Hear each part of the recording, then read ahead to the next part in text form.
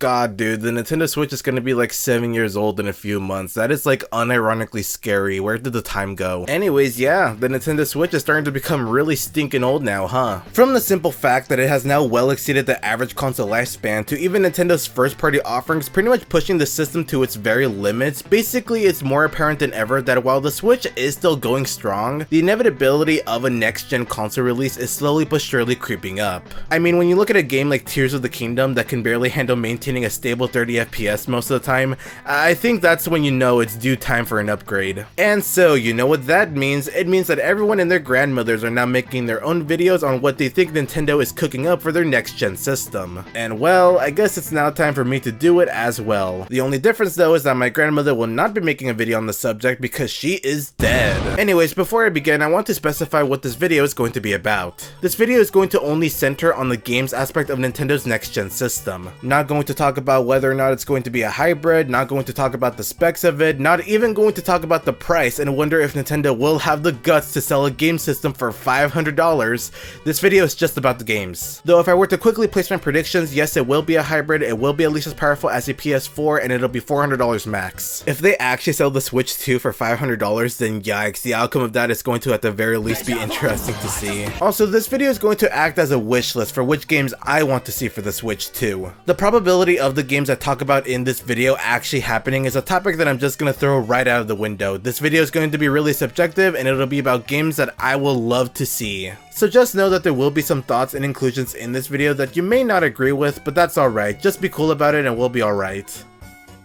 Cue transition. Okay, I'm about to say something kind of stupid, but just hear me out. I really miss when Nintendo made games about Wario. And I know what some of you are about to say. Huh? What do you mean? Nintendo have never stopped making games about Wario. They just released one a couple of months ago. Are you dumb? Well, first off, no, I like to believe that I am not dumb. The name calling was incredibly unnecessary. And second off, while yes, the WarioWare games technically do count as Wario games, I'm gonna be honest, I'm pooped on WarioWare. Don't get me wrong, I love these games. I remember when WarioWare Gold was announced in that one 2017 Nintendo Direct and I absolutely flipped out. But I don't know, after receiving two WarioWare games in one console generation released really close to each other and with the recent one just being kind of okay, I think I'd rather have the next Wario game be something that isn't WarioWare. Just for the sake of bringing something new and interesting for the garlic loving guy. Now this is where you think I'll bring up Wario Land and how Nintendo hasn't made a new one since 2008 and how they should totally make a new one.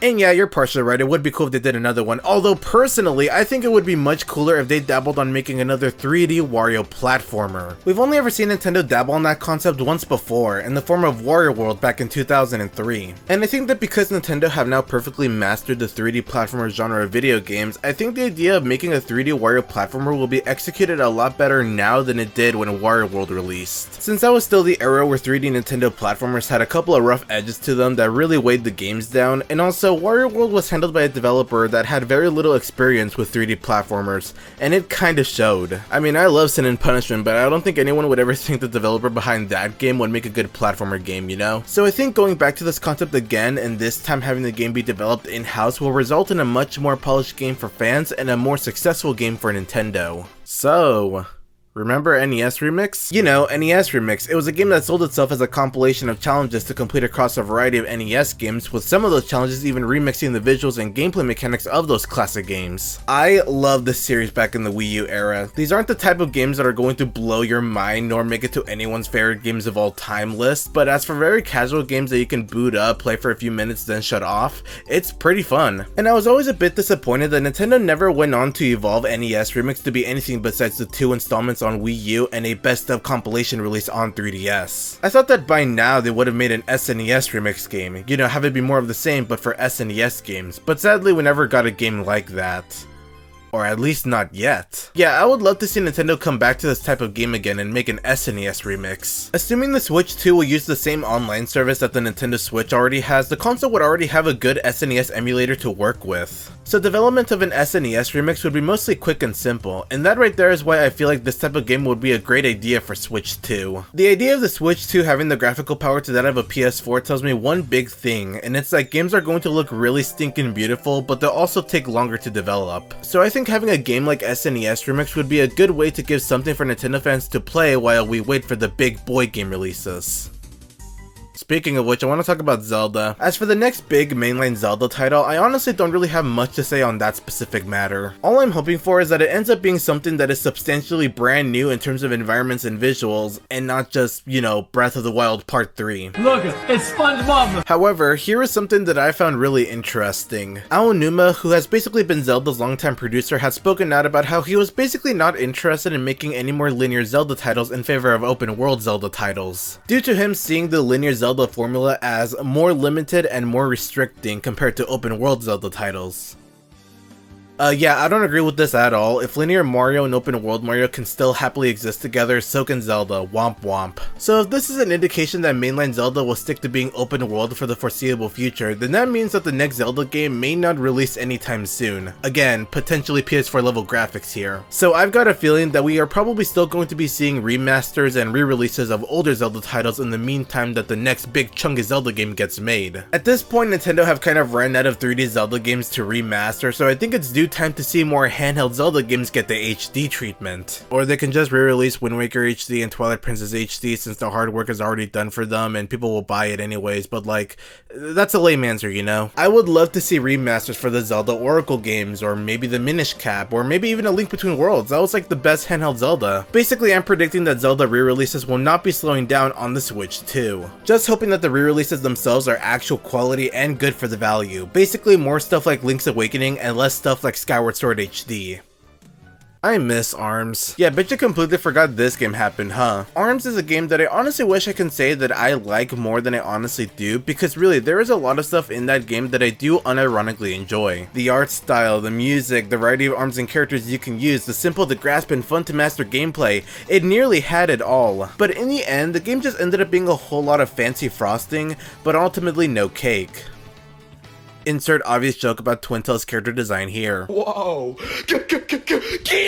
Okay, in all seriousness, the biggest flaw that ARMS had is that there just really wasn't a whole lot of things to do in the game. There was a Grand Prix mode, where it was basically the game's equivalent to Classic mode from Smash Bros., then there's local multiplayer, then online, and that was basically it. Nintendo did try to keep the game alive with free post-launch updates with more characters, arms, and stages, but it wasn't just the lack of content that made people forget about ARMS, it was also an incentive to keep on playing. So this is what I want to see. I would love to see an ARMS 2 on the Switch too. Bring all of the same characters, arms, and stages, but build on top of that so that ARMS 2 will have a lot more choices for players to engage with in multiplayer. But also incorporate some kind of single-player campaign/story mode in the game to give something for the solo players. Maybe give a backstory to why these characters chose to become extendable ARM fighters, or give an original story where we see the characters interact together. Maybe incorporate some kind of built-in achievement system, and maybe entice people to keep on playing online by having limited time cosmetics, or maybe some kind of seasonal tournaments. Kinda like how Splatoon has a Splatfest that everybody online keeps on flipping out over. I would seriously love to see ARMS make a return. It deserves a much better legacy than just being that one random fighting game that Nintendo made that got a rep in Smash Bros. Ultimate for some reason.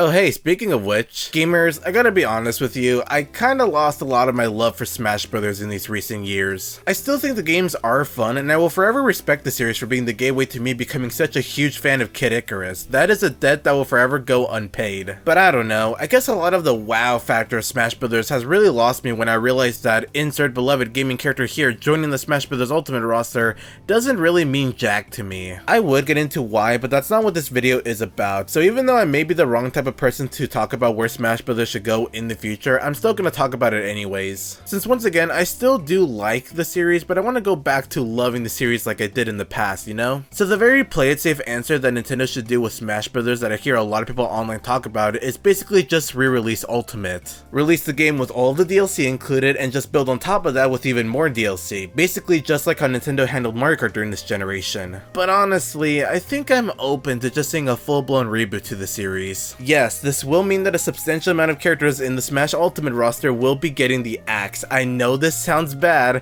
but I think it's necessary in order to make the next Smash Bros. Game new and interesting. It's a tall order for Nintendo to make another Smash Bros. Game that would properly follow up Ultimate in terms of quantity of content. So honestly, I don't even think they should even bother trying to outdo it in that department. Instead, they should approach Smash Bros. 6 by making it feel more new than any of the Smash sequels we got for a while now. By first thing foremost, revamping the moveset for all of the veteran fighters who would make a comeback. A character like Mario hasn't had his core moveset changed since Smash Bros. Brawl on the stinking Wii, and it's even worse for other characters. It becomes even more obvious when you compare a veteran fighter to a DLC fighter in Smash Bros. Ultimate. These old ass movesets need to be updated. Basically, give all of the returning Smash fighters who originated from Brawl and before significantly new movesets in Smash Bros. 6. And while we're at it, maybe introduce some kind of new gameplay mechanic that would change the way casual and pro players approach the game. Across nearly all of the supported controllers in Smash Bros. Ultimate, the jump and grab button are mapped twice on 2 different buttons. Why not free up one of those buttons to implement a new mechanic into the game, something akin to Street Fighter 6's Drive Gauge, or to compare to another platformer fighter, Nickelodeon All-Star Brawl 2 Slime Meter. Basically something different enough to make the gameplay new and exciting for beginner and veteran players, but not too different to the point where it starts to become an entirely different game.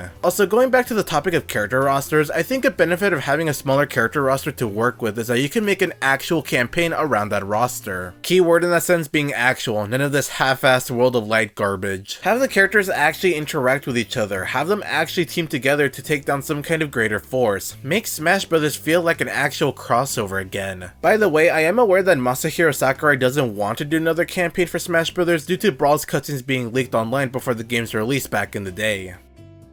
Sakurai, womp womp. Nowadays it's a rarity for a modern Nintendo release to not get leaked before its release. I just want to see my Smash Bros. Campaigns come back and be better than ever. Anyways, I still have a few games on my list here that I don't really have much to say on each of them, so here's a lightning round for the rest of the games that I want to see for the Switch 2. Here we go. Yoshi. Make another Yoshi game, preferably one that isn't mid. Metroid. At this point they're probably just going to release Prime 4 as a launch title for the Switch 2 and a late release for the OG Switch. Hopefully the day comes soon where this burden of a game can finally be lifted off of Retro Studios' shoulders. Splatoon! Just make Splatoon 4 on Switch 2 once development on Splatoon 3 finishes, that's all I have to say. Pokemon!